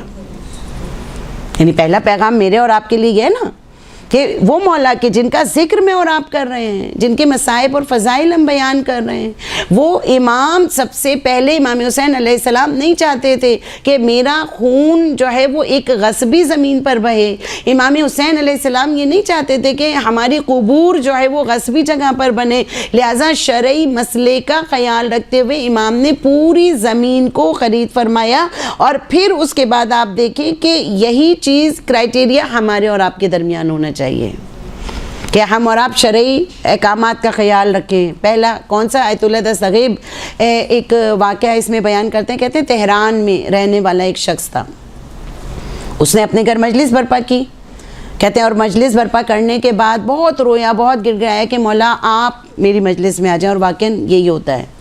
ہم سوچیں کہ اگر ہماری مجلس میں زمانے کے امام آ جائیں ہماری مجلس کا حاصل ہو جائے. کہ بہت رویا، مولا آپ کے قدم میرے گھر میں آ جائیں، مجلس میں آ جائیں. رو رہا ہے، گڑ گڑا رہا ہے، مولا سے فریاد کر رہا ہے. کہتے ہیں ایک مرتبہ اس مجلس کے اندر، اور بڑا مجمع، اس کو دیکھ کر لوگ بھی رو رہے ہیں. آیت اللہ دستغیب کہتے ہیں کہ اس مجلس کے اندر ایک عارف شخص بھی موجود تھا. یعنی وہ اس کو احساس ہو گیا زمانے کے امام آئے ہیں، لیکن کہاں کھڑے ہیں؟ گھر کے باہر کھڑے ہوئے ہیں. کہتے ہیں یہ قریب گیا، پہچان کے مولا کے نور کو، اور جانے کے بعد مولا سے کہا کہ مولا آپ گھر کے اندر کیوں نہیں آ رہے؟ مولا آپ گھر کے اندر آ جائیے. کہتے ہیں کہ یہ جو رو رہا ہے نا، اس سے یہ کہہ دینا، آپ غور کیجئے گا بہت بات کے اوپر، کہ مولا ارشاد فرماتے ہیں کہ اس سے یہ کہہ دینا اس نے بلایا تھا اور میں آیا تھا. ایسا نہیں ہے کہ میں نہیں آیا، لیکن میں ایک قدم بھی اس کے گھر کے اندر نہیں رکھ سکتا. کیوں نہیں رکھ سکتا؟ کیونکہ اس کا گھر مخمس پیسوں سے نہیں بنا ہوا ہے، غصبی پیسوں سے بنا ہوا ہے. اللہ اکبر. یعنی یہ چھوٹی چھوٹی سی چیزیں میں اور آپ اپنے گھروں میں خیال رکھیں. اگر میں اور آپ جو پیسہ عزاداری پر خرچ کر رہے ہیں اگر وہ مخمس نہیں ہے، دیکھیے خمس کا مسئلہ ابھی میں نے شرعی مسائل آپ کی خدمت میں بیان کیا نا کہ آپ کو وہ جو اہم شرعی مسائل ہیں آپ کو پتہ ہونے چاہیے. گو کہ آپ سب کی ذمہ داری یہ ہے کہ اب آپ کوئی مدرسہ ایسا جوائن کریں کہ جہاں پر آپ کو فقہی مسائل، یہاں پر مدرسۃ القائم میں بھی بیان ہوتے ہیں، آپ یہاں پر مستقل رہیے. آپ کو فقہی مسائل کا علم ہونا چاہیے کہ خمس کے مسائل کیا ہیں. اگر مخمس مال نہیں ہوگا تو میرا گھر پاک نہیں ہوگا، میرا مال پاک نہیں ہوگا. اور پھر میں کیسے خواہش کروں کہ زمانے کے امام میرے گھر میں قدم رکھ لیں؟ ممکن ہی نہیں ہے عزیزان. تو یہ ایک چیز کا میں نے اور آپ نے خیال رکھنا کہ پھر اس کے بعد شرعی مسائل میں بہت ساری چیزیں کہ با پردہ ہو کر جو ہے وہ صرف ایسا نہیں ہے کہ مجلس میں با پردہ ہو کر. ہمیشہ ذاکرات سے جو ہم بات کر رہے ہوتے ہیں ان سے ہم ہمیشہ یہی بات کہتے ہیں کہ ایسا نہیں ہے کہ آپ منبر پر آ رہی ہیں تو آپ با پردہ ہوں، ایسا نہیں ہے کہ آپ مجلس میں آ رہی ہیں تو با پردہ ہوں، بلکہ مجلس کے علاوہ بھی اگر آپ شادیوں میں بھی نظر آئیں تو آپ با پردہ ہونا چاہیے. اگر آپ اپنی تقریبات میں بھی نظر آ رہی ہیں تب بھی با پردہ ہوں. آپ سڑکوں پہ چل رہی ہیں تب بھی آپ کا پردہ ایسا کامل اور مکمل ہونا چاہیے کہ دیکھنے والا یہ کہہ سکے کہ بھئی ہاں یہ ذاکرہ ہے، یہ با عمل ذاکرہ ہے، ہمیں اس کے جیسا بننا ہے. دیکھیے جب کبھی آپ منبر پر آتی ہیں نا، کبھی کبھار نیچے والے جو ذہنیت رکھنے والے لوگ ہوتے ہیں وہ ایک خیال ذہن میں بنا لیتے ہیں کہ یہ جو کہہ رہی ہے ظاہر ہے یہ اوپر ہے، ذاکرہ نے یہ بات بولی ہے، یا ہمیں اس کے جیسا بننا ہے، جیسا یہ کہہ رہی ہے ہمیں ویسا کرنا ہے. آپ غور کیجئے گا اگر آپ اپنی مکمل زندگی میں باعمل ہوں گی، آپ شرعی مسائل کا آپ خیال رکھتی ہوں گی، آپ مکمل با پردہ ہوں گی، تو اس کا امپیکٹ، اس کا اثر بہت زیادہ ہوگا. آپ کی بات میں خدا بھی آپ کی بات کے اندر اثر پیدا کرے گا. جب آپ جو بولیں گی سامنے والا آپ کی بات کو قبول کرے گا. آپ کی مجلس کے اندر جو گھر میں مجلس ہو رہی ہے اس کی بات کو لوگ آنے والے سب قبول کریں گے. تو دیکھیے میں نے اور آپ نے، میں نے پہلے ہی آپ کی خدمت میں عرض کیا کہ میں اور آپ جو ہے وہ ایک رول ماڈل ہیں سامنے والے کے لیے. تو تیسری چیز کون سی ہو گئی؟ عزاداری میں شرعی مسائل کا خیال رکھنا. کہ اس کے بعد پھر چوتھی چیز جو ہے وہ ہے کالا لباس. دیکھیں یہ بظاہر آپ کو لگے گا کہ بہت چھوٹی سی بات غور نے کر دی، لیکن آپ یقین کیجئے یہ بہت اہم ہے. آج کے دور میں آپ دیکھیں ادھر محرم شروع ہوتا ہے اور ادھر برانڈڈ کپڑے. اچھا اب جب ایک سوال ان سے پوچھا جاتا ہے کہ بھئی یہ کیوں برانڈڈ کپڑے آ رہے ہیں، کہنے ڈیمانڈ ہے. بھئی جو کاروبار کر رہا ہے اس کے تو وہ تو ڈیمانڈ کے تحت کرے گا، وہ تو برانڈڈ کپڑے. بھئی جب ڈیمانڈ ہوگی، اور ڈیمانڈ کہاں سے آ رہی ہے؟ ڈیمانڈ میری اور آپ کی طرف سے آ رہی ہے. تو ہماری مجالس کو ایسا ہونا چاہیے. حالانکہ ہم دیکھتے ہیں کہ فقہی اعتبار سے کالا لباس جو ہے وہ پورا کالا مکروہ ہے، لیکن استثناء ہے اہل بیت علیہ السلام کی مجالس کے لیے. یہ کالا یہاں پر پہننا جو ہے وہ مستحبات میں تقریباً شامل ہو جاتا ہے. اب آپ غور کیجئے کہ کپڑے کیسے ہونے چاہیے. نہ کڑھائی ہونا چاہیے ان کے اوپر، نہ بیل کوئی ایسی لگی ہونی چاہیے جو بہت پرومیننٹ کر رہی ہو آپ کو، نہ کوئی ایک ایسا کام اس کے اوپر ہونا چاہیے کہ آپ الگ سے لگے کہ نہیں بھئی آپ مجلس میں نہیں آئیں گے. صرف ایک بات کا تصور رکھیں عزیزان. کس بات کا تصور آپ رکھیں کہ آپ کس غریب کی مجلس میں آئے ہیں. وہ غریب کے جس کا لاشا 3 دن بے گور و کفن جلتی ہوئی ریت پر پڑا رہا. اس بات کو آپ ممبر سے بھی بیان کر سکتی ہیں، ایسا نہیں ہے. آپ اس کو بیان ممبر سے کیجئے. آپ دیکھیے کہ یہ لوگوں میں شعور پیدا کرنا میں نے اور آپ نے کہ کالا لباس ہو، کیسا کالا ہو کہ پورا کالا، اس پہ کسی قسم کی کوئی بناوٹ نہ ہو. کیوں؟ کیونکہ دیکھیے میں اور آپ آ رہے ہیں مجلس اعظام میں، گویا میں اور آپ سب فوجی ہیں نا، سفیر امام ہیں. ہر جو آنے والی بہن ہے، بیٹی ہے، ہر کوئی اپنے مقام پر سفیر امام حسین علیہ السلام ہے. جب سفیر بن گئے، جب فوجی بن گئے تو وردی ایک جیسی ہونی چاہیے سب کی. کالی وردی، پتہ نہ چلے کہ کون امیر ہے کون غریب ہے، بس یہ ہو کہ غریب زہرا کا ماتم کرنا. یہاں پر ایک جملہ آپ کی خدمت میں عرض کروں، آیت اللہ بشیر نجفی کا مجھے یاد آ رہا ہے کہ آیت اللہ بشیر نجفی جب ملاقات کرنے کے لیے ان سے گئے تو انہوں نے ایک جملہ یہ کہا کہ جب آنا نہ کربلا اور روضہ ابا عبداللہ پر جانا. آپ دیکھیں گی کہ وہاں پہ بڑی روشنی ہے، وہاں پر بہت زیادہ لائٹنگ ہوئی ہے، بہت زیادہ وہاں پہ رش ہے لوگوں کا. کبھی کبھار جا کے دماغ معاف سا ہونے لگتا ہے. کہتے ہیں جب جانا نا اور روضہ مقدس کے اوپر اگر تمہاری نگاہ پڑے تو یہ نہ دیکھنا کہ وہاں پر لائٹیں بہت زیادہ ہیں، یہ نہ دیکھنا کہ وہاں پر روشنی بہت زیادہ ہے، بلکہ یہ محسوس کرنا کہ یہ جالی مقدس ہے، اس کے اندر قبر مقدس ہے، اور اس قبر مبارک کے اندر اس غریب زہرا کی لاش پڑی ہوئی ہے کہ جو 3 دن بے گور و کفن جلتی ہوئی ریت پر اس کا لاشا پڑا رہا. کیسے نہیں دل جو ہے وہ تبدیل ہوگا، رقیق قلب ہوگا. تو میں اور آپ جس کی مجلس میں آ رہے ہیں عزیزان، ہم یہ سوچیں کہ جس کی مجلس میں آ رہے ہیں اگر اسی کی مجلس میں ہم شاہانہ لباس پہن کر آ رہے ہیں تو کیسے دل پر ہمارے اور آپ کے اثر ہوگا. پھر ہوگا کیا کہ وہاں پر پھر ایک ریاکاری کا جذبہ آ جائے گا. یعنی یہ ہوگا کہ فلاں دیکھو کس برانڈ کا کپڑا پہنے ہوئے، فلاں کس برانڈ کا کپڑا پہنے ہوئے. جو آپ کی توجہات ہیں وہ مجلس سے ہٹ کر دوسری طرف ہو جائیں گی. تو ضروری ہے ان اقدامات میں جو اثر پذیری کے لیے ہے. کالا لباس ہونا چاہیے، کالی سلیوز ہونی چاہیے، کالا مکنا ہونا چاہیے، کالا ساکس ہونا چاہیے، تاکہ ایک لگے کہ آپ سوگ کے عالم میں آپ بیٹھے ہوئے ہیں عزیزان. خوب، اب یہاں پر جو پیغام 5واں پیغام ہے. چوتھا پیغام کالا لباس ہو گیا. 5واں پیغام کتاب عوالم العلوم والمعارف، اور اس سے بیان ہو رہا ہے کہ یعنی یہ مجالس جو ہیں یہ ذہن میں آپ کے ہونا چاہیے کہ یہ پیغام زینبیہ ہیں. پہلی بات یہ ذہن میں آنی چاہیے. ابھی میں نے آپ سے پہلے پوری بات آپ کی خدمت میں عرض کر لی کہ ذہن میں کیا ہونا چاہیے جب مجالس میں آئیں. تو یہ مجالس کون سی مجالس ہے؟ جو مجالس زینبیہ، یا یہ کہوں کہ تمنائے زینب ہے. یہ تمنائے زینب ہے. یعنی آپ دیکھیں کہ بی بی سلام اللہ علیہا، جی یہ کتاب کا نام ہے عوالم العلوم والمعارف.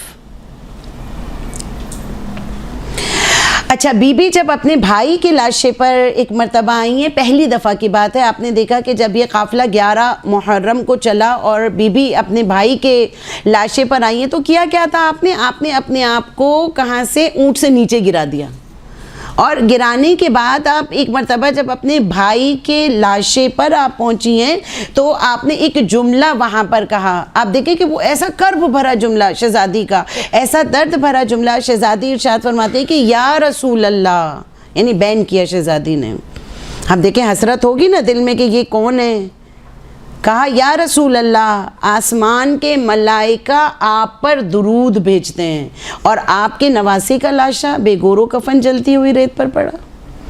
کہتے ہیں اس کے بعد بی بی نے جو جملے کہے اور اس کے بعد آخری جملہ بی بی کا کیا تھا, خدایا ہماری اس قربانی کو اپنی بارگاہ میں قبول فرما. آپ غور کیجئے کہ شہزادی کا جملہ جو ہے, ثانیہ زہرا کا جملہ کتنا اہم ترین میرے اور آپ کے لیے ہے کہ یہ وہ شہزادی ہیں کہ جو ابھی تھوڑی دیر پہلے اکبر کے لاشے کو اپنے بھائی کے ساتھ اٹھا چکے ہیں. آپ نے 72 لاشیں دیکھے ہیں, آپ نے اپنے بھائی کا لاشا بھی دیکھا ہے, اور اس کے باوجود شہزادی کا جملہ کہ بار الہ میری اس قربانی کو اپنی بارگاہ میں تو قبول فرما. وہ میں اور آپ یہ دیکھیں کہ میں اور آپ جب فرش ازا پر آ گئے تو ہم نے اور آپ نے بھی تو کچھ قربانیاں دینی ہے نا. یہ مجالس کیا ہے, پیغام زینبی ہیں.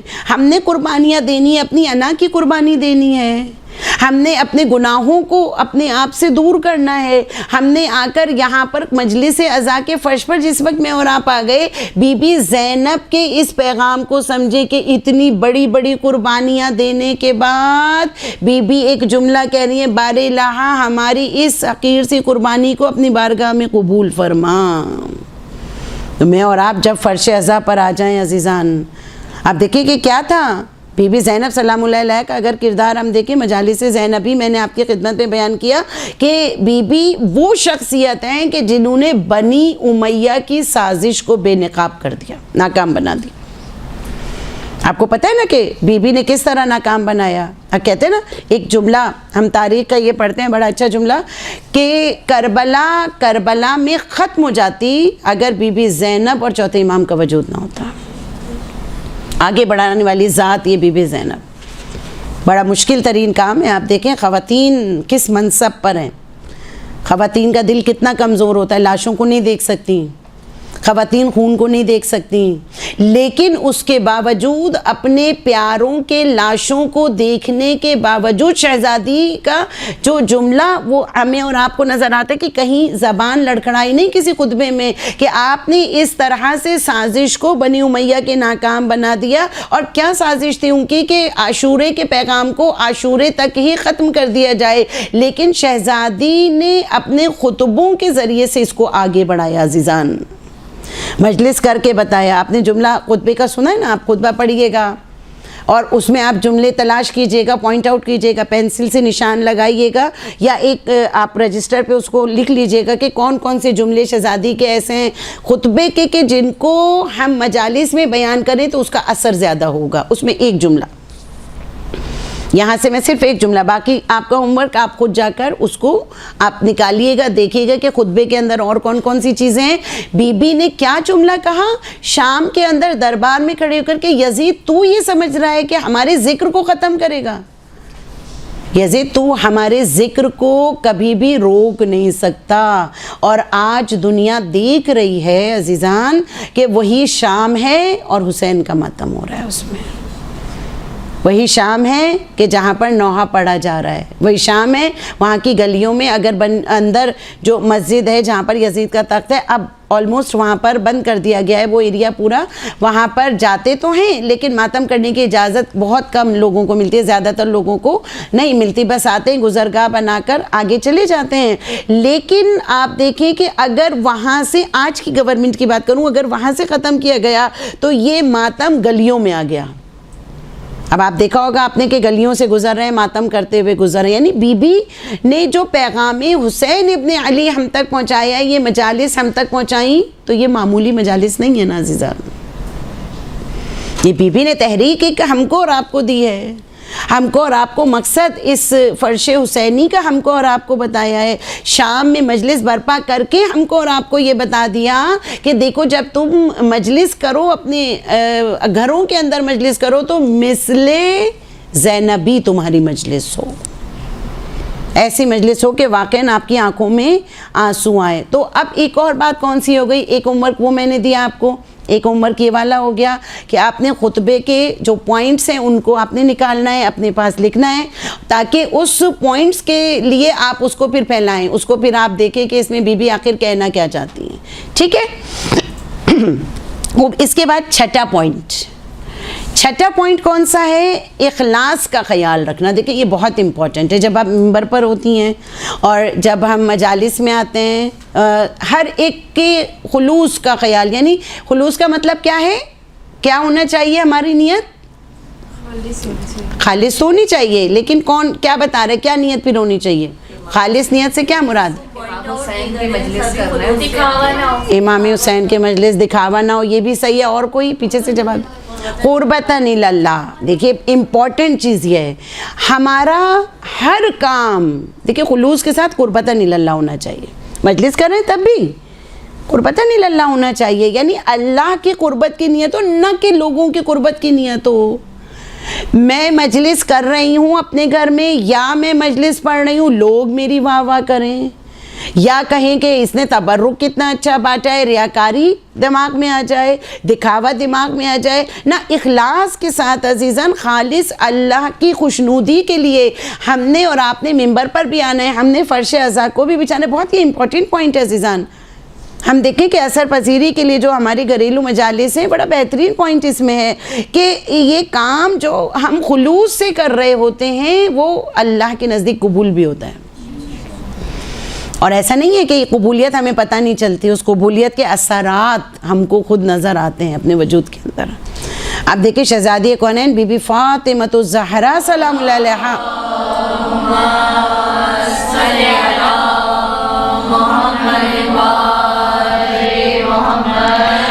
کہ بی بی کا ایک جملہ، یقین جانیے اگر آپ مجھ سے پوچھیں تو میرا پسندیدہ جملہ بی بی کا یہ والا جملہ ہے. بی بی کی حدیث بڑی بہترین حدیث ہے، اور بی بی نے ایک معیار ہم کو اور آپ کو دیا. کیا معیار دیا؟ بی بی ارشاد فرماتی ہیں کہ تم اپنی عبادتوں میں خلوص پروردگار عالم کی طرف بھیجو، خدا بہترین مصلحت کو تمہارے اوپر نازل کرے گا. کتنا بہترین جملہ کہ یعنی اگر میرا اور آپ کا خلوص خدا کی طرف جا رہا ہے تو بہترین مصلحتیں پروردگار عالم کی میرے اور آپ کے لیے نازل ہو رہی ہیں. آپ دیکھیں میری اور آپ کی زندگی سنور جائے گی اگر میں اور آپ بہترین خلوص کے ساتھ کام کریں. اب ہم دیکھیں ہماری زندگی میں اگر بہترین مصلحتیں خدا کی نہیں ہیں، اگر ہم کسی پریشانی کا شکار ہیں، ہم گھر کے اندر کوئی پریشانی ہے، تو سب سے پہلے میں اور آپ اپنی عبادتوں کو چیک کریں عزیزان کہ ہماری عبادتیں اس قابل ہیں کہ ہماری عبادتوں کے اندر یہ اثر ہے کہ ہمارے اندر خلوص ہے اتنا کہ یہ خلوص اوپر جا رہا ہے تو خدا ہمارے مسئلوں کو حل کر رہا ہے، بہترین مصلحت کو ہمارے لیے نازل کر رہا ہے عزیزان. یعنی یہ خلوص اگر پڑھنے میں آ جائے، یقین کیجئے کہ آپ کی زبان کے اندر اثر پروردگار عالم. بالکل وہی ایک حدیث آپ کی خدمت میں پیش کروں کہ سرکار ختمی مرتبت احمد مجتبیٰ صلی اللہ علیہ وآلہ وسلم نے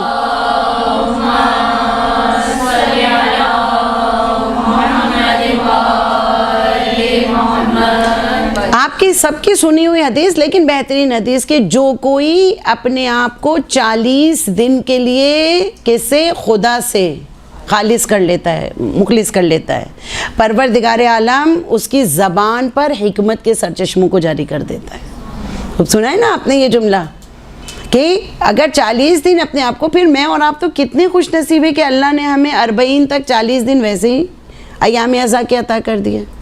اگر میں اور آپ جب سے چاند محرم کا نظر آیا تب سے لے کر اگر 40 دن تک اپنے آپ کو مخصوص کر لیں، اپنے آپ کو خالص کر لیں، خاص طور پر جو ذاکرات ہیں اگر وہ اپنے آپ کو مخلص ہو کر قربتاً اللہ اس منبر پر اگر بیٹھ رہی ہیں، اپنے تمام الفاظ کی حفاظت کر رہی ہیں، اپنی تمام چیزوں کی حفاظت کر رہی ہیں، تو پروردگار عالم یقین جانیے کہ اس زبان کے اندر وہ تاثیر پیدا کرے گا کہ لوگوں کے دل پر جا کر آپ کی بات لگے گی، لوگ جو ہے وہ آپ کی بات پر عمل کریں گے. 40 دن کے لیے اپنے آپ کو مخصوص کر لیجئے. کیونکہ خلوص بہت زیادہ، دیکھیں ریاکاری، دکھاوا، ان سے عزاداری، ان سے مجالس کو بالکل میں نے اور آپ نے دور رکھنا. ٹھیک ہے. خوب. اس کے بعد ایک اہم ترین چیز ہے نماز کے اوقات کا خیال رکھنا. یہ بھی بہت اثر پذیری کے لیے بہترین 7ویں چیز اور آخری چیز ہے. یہ یعنی نماز کے اوقات کا خیال رکھنا. دیکھیں کبھی کبھار ایسا ہوتا ہے کہ بھئی نماز درمیان میں آ رہی ہے اور مجلس بھی ہو رہی ہے, ٹھیک ہے, یہ ساری باتیں اپنے مقام پر ہیں, لیکن اس بات کا خیال رکھنا کہ مجالس کو اوقات نماز سے ٹکرانا نہیں چاہیے. اس طرح سے مجالس کو رکھنا چاہیے کہ جو ہے وہ یا تو نماز سے پہلے مجلس ختم ہو جائے, یا پھر نماز کے بعد 10-15 منٹ آدھے گھنٹے کا گیپ دے کر کے بھئی اول وقت سب نماز پڑھ لیں, اس کے بعد پھر مجلس کو رکھا جائے. تو اثر پذیری کے لیے یہ چیز جو نماز کے اوقات کا خیال رکھنا عزیزان یہ بہت زیادہ ہے. کیونکہ دیکھیں ہم جب زیارت پڑھتے ہیں امام حسین علیہ السلام کی, تو اس میں ایک جملہ ہم کہتے ہیں نا کہ اشہد انک قد اقمت الصلاۃ و آتیت الزکوٰۃ, کہ گواہی دیتا ہوں میں کیا, کہ آپ نماز کو قائم کرنے والے. وہ امام حسین کے جو نماز کو قائم کرنے والے ہیں انہی کی مجلس اگر میں اور آپ کر رہے ہیں, تو اگر نماز کے اور مجلس کے وقت کو آپس میں کلیش کر رہے ہیں تو یہ بھی صحیح نہیں ہے, مناسب نہیں ہے. تو نماز کے اوقات کا خاص طور پر ہم نے خیال رکھنا عزیزان.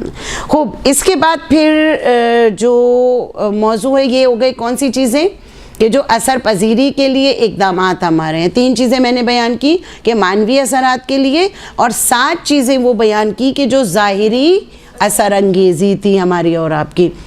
اب خوب, آپ نے جب مجلس اپنی تیار کرنی ہے, آپ نے اپنے مختلف ظاہر ہے, کبھی آپ عشرے کی مجلس پڑھ رہی ہوتی ہیں, کبھی آپ سالانہ مجلس پڑھ رہی ہوتی ہیں, تو اس میں مضامین کیسے ہونے چاہیے, ٹھیک ہے. خوب, مضامین کے حوالے سے بہت اہم ہماری گفتگو ہوتی ہے. ہمارے پاس جب ایام اعزا شروع ہو رہے ہوتے ہیں تو بڑے فون آ رہے ہوتے ہیں ذاکرات کے کہ غور مضامین بتا دیجئے کہ ہمیں کیا رکھنا چاہیے, عنوان کیا رکھنا چاہیے, ٹاپک کیا رکھنا چاہیے. دیکھیں ٹاپک ہم موضوع جو بھی رکھیں مجلس کا, لیکن ایک بات کا آپ کے ذہن میں خیال رہے کہ اس موضوع کے اندر زمانے کے امام مہدی علیہ السلام کا ذکر ضرور ہو.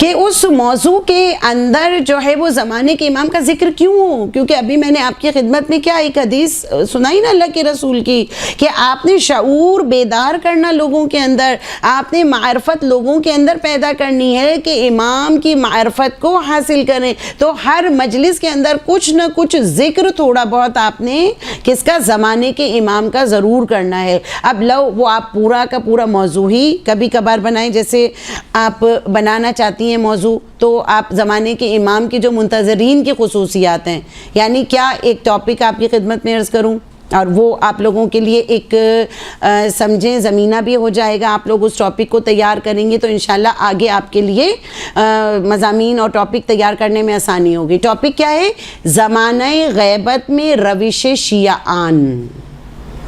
ٹھیک ہے, سب لکھ لیجئے. اور اس کو آپ لوگوں نے اس ٹاپک پر آپ نے کتابیں آپ کے پاس مدرسۃ القائم کی پوسٹ پہ آپ کو موجود ہیں, آپ کو مل جائیں گی. ساری کتابوں کے بارے میں انہوں نے بتایا ہوا ہے آپ کو کہ زمانے کے امام سے ریلیٹ کون کون سی بکس ہیں, ان سے آپ نکالیے زمانہ غیبت میں روش شیعان. ٹھیک ہے, یعنی شیعوں کی روش کیسی ہونی چاہیے زمانہ غیبت میں. یہ تو ایک ٹاپک ہو گیا. ٹاپک آپ کوئی بھی رکھیں, لیکن یہ ذہن میں رکھیے گا کہ ٹاپک کے حوالے سے جب ہم اور آپ گفتگو کرتے ہیں تو یہ واسٹ موضوع ہے, بہت بڑا ایک موضوع ہے کہ جس پر ہم کام کر سکتے ہیں. سوال یہ ہے کہ ان موضوعات پر ہم کام کب سے شروع کریں.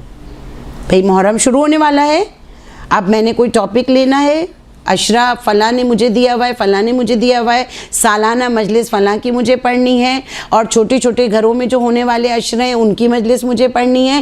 اب مجھے جو تیار کرنا ہے وہ کب سے تیاری شروع کرنی ہے. آیا ابھی محرم ختم ہو میں شروع کر دوں, یا میں رمضان سے شروع کروں, یا میں ذی الحج سے شروع کروں, یا صبح مجلس سے رات میں تیاری شروع کروں. محرم ختم ہوتے ہی جو بہت زیادہ زیرک ہوگا, بہت زیادہ سوچنے والا ہوگا, وہ محرم کے ختم ہوتے ہی تیاری شروع کر دے گا. کس طرح شروع کر دے گا کہ ضروری نہیں ہے کہ آپ اس کو نوٹ ڈاؤن نہیں کریں, آپ جو ہے وہ ضروری نہیں ہے کہ آپ اس کو لکھیں بیٹھ کر پورا, لیکن آپ مطالعہ کم از کم روزانہ کی بنیاد پر آپ شروع کر دیجئے اپنا.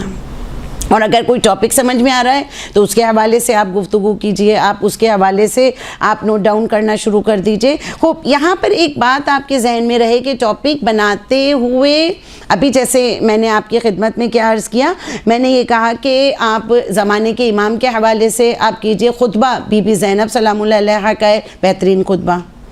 آپ اس خطبے کے, اب دیکھیں بخدا واقعا میں بی بی کے جب جملوں کو پڑھتی ہوں تو ایک جملہ بی بی کا بڑا بہترین, ما رایت الا جمیلہ, بہترین جملہ بی بی کا. آپ اس کا نعم البدل پوری دنیا میں چاہے کہیں آپ تلاش نہیں کر سکتے کہ بی بی کیا کہہ رہی ہیں کہ میں نے کربلا میں اچھائیوں کے علاوہ, خوبصورتی کے علاوہ کچھ نہیں دیکھا. وہ بی بی زینب سلام اللہ علیہ جو کہہ رہی ہے کربلا میں میں نے خوبصورتی کے علاوہ کچھ نہیں دیکھا. آپ دیکھیں کہ 71 لاشیں سامنے دیکھیں, پھر اپنے بھائی کا لاشا سامنے دیکھا. بی بی کیا مقام, کیا منزلت بی بی کی, کہ بی بی ارشاد فرمانی ہے کہ میں نے کربلا میں خوبصورتی کے علاوہ کچھ نہیں دیکھا. خوبصورتی کیا تھی آپ دیکھیں کہ میں آغا رفیعی کی کتاب پڑھ رہی تھی, ان کی سخنرانی پڑھ رہی تھی, اس میں میں نے جملہ پڑھا کہ کربلا کی خوبصورتی دراصل تھی ہی کیا. دیکھیں کربلا میں خوبصورتی قدم قدم پر بکھری ہوئی ہے. جب شہداء جا رہے ہیں, رجس پڑھ رہے ہیں, آپ ان کے تم کے رجس آپ اٹھا کر دیکھ لیجئے کہ کس طرح سے وہ پڑھ رہے ہیں, کس طرح جذبہ ان کے اندر نظر آتا ہے اپنے زمانے کے امام پر اپنی جان کو فدا کر دینے کا. یہ خوبصورتی کا حصہ. آپ دیکھیں شب عاشور ہر کوئی اپنے زمانے کے امام کے اوپر اپنی جان فدا کرنے پر تیار. مثال آپ کے سامنے جو ہے وہ ہلال کی مثال سامنے ہے کہ جب امام چلے ہیں تو کیا ہوا, ہلال پیچھے پیچھے امام کے چلیں. شب عاشور کا ہلال آپ میرے پیچھے پیچھے کیوں آ گئے ہیں؟ کہتے ہیں ایک مرتبہ کیا کہا امام نے, یہ جو ہے وہ ہلال آپ میرے پیچھے کیوں؟ نے کہا مولا میں یہ دیکھ رہا ہوں کہ آپ جو ہے وہ تھوڑا سا ویرانے میں جا رہے ہیں, تو کہیں ایسا نہ ہو کہ کوئی دشمن آپ کو نقصان پہنچا دے. اللہ اکبر. یعنی جذبہ آپ دیکھیں, یہ خوبصورتی کربلا کی ہے. آج میرا اور آپ کا جذبہ اپنے زمانے کے امام کے لیے ایسا ہے کیا میں اور آپ ایسے جان فدا کرنے کے لیے تیار؟ پھر اس کے بعد ایک چیز آپ اور دیکھیے کہ کربلا معلیٰ میں ماؤں کا کردار کتنا بہترین. یعنی وہ مائیں جو شب عاشور خیموں کے اندر چراغ جلا کر آپ دیکھیں کہ اپنے بچوں کو یہ ہر ماں سمجھا رہی تھی کہ بیٹا کل زمانے کے امام پر اپنی جان کو فدا کرنا ہے. تو میں اور آپ ایک جملہ صرف اگر یہ ذہن میں رکھیں نا, فرش پر بیٹھتے ہوئے یا منبر پر بیٹھتے ہوئے, کہ ہمیں اس ماں جیسا بننا ہے جو علی اکبر کی ماں تھی, جو تمام رات چراغ جلا کر اپنے جوان کے چہرے کو دیکھا اور صرف ایک جملہ, بیٹا کل سب سے پہلے اپنے زمانے کے امام پر تم نے جان کو فدا کرنا. ہم نے اور آپ نے وہ جذبہ اپنے اندر رکھنا ہے کہ جو زینب کبریٰ کا جذبہ تھا. بی بی زینب کا جذبہ کیا تھا؟ آپ نے اونو محمد کو کہا کہ کل سب سے پہلے تم نے اپنی جان فدا کرنی ہے زمانے کے امام پر. پھر وہ جذبہ آپ دیکھیں کہ جو بی بی ام فروا کا نظر آتا ہے, کیا کہا قاسم کہ جو ہے وہ کیا کہا کہ بیٹا کہیں ایسا نہ ہو کہ کل تم تاخیر کر دو, سب سے پہلے زمانے کے امام پر اپنی جان کو فدا. کوئی ماں ایسی ملے گی آپ کو؟ آج میں نے اور آپ نے ایسی مائیں ممبر کے ذریعے سے عزیزان تیار کرنی. آپ کی گفتگو ایسی ہو کہ ہر ماں تیار ہو. جذبہ کیا ہو کہ ایک وہ ماں کہ جو جس کا کمسن شہزادہ ہے, ابھی وہ جھولا ہلا رہی ہیں, اور کیا جملے تاریخ میں ان کے لکھے ہوئے ہیں, وہ یہ کہہ رہی ہیں کہ بیٹا کل سب مائیں اپنے اپنوں کو بھیج رہی ہیں, بیٹا تم تو چل کر نہیں جا سکتے, لیکن میری بھی خواہش ہے کہ اپنے زمانے کے امام پر. اور واقعاً خدا نے اس خلوص کو بی بی کے اتنا قبول کیا کہ شہزادہ علی